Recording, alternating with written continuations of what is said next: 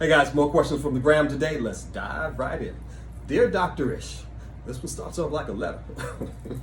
I'm in desperate need for some advice. I've been dating my boyfriend for about 7 months now. We've had some issues come up during these months regarding communication. The biggest one is that he continues to be on the Plenty of Fish dating site, which is where we met. When we decided we were fully committed to each other, I deleted my profile. I assumed he did too. Months later, I had a friend of mine sent me a message stating that my man was on the dating site and he was going live. What?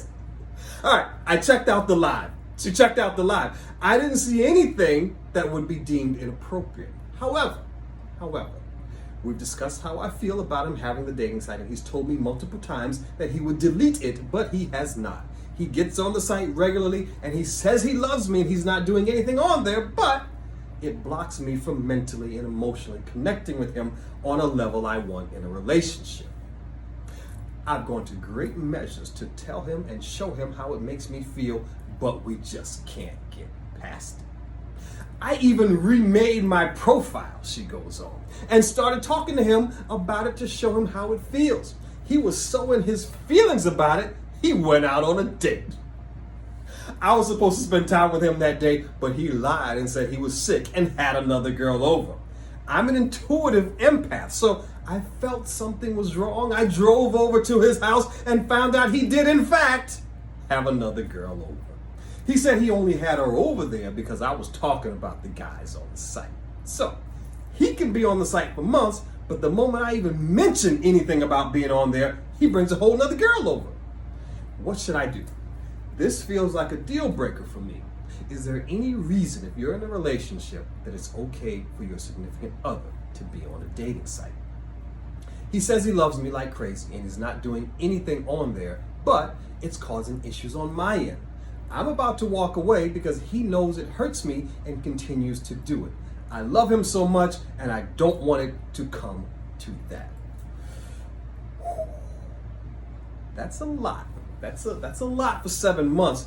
Makes me wonder what the next 7 months or the next 7 years might be like if this is how you're starting off. Listen, first things first, stop trying to trust people you don't trust. Stop trying to trust people you don't trust. This guy's not trustworthy. He's not that dude. He hasn't stopped doing the things he was doing when you met since you met. You're denying your reality.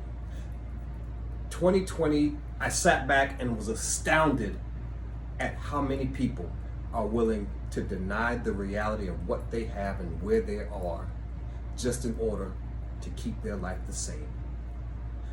I was astounded at how many people were willing to deny the reality of what is going on around them just to make their life easier.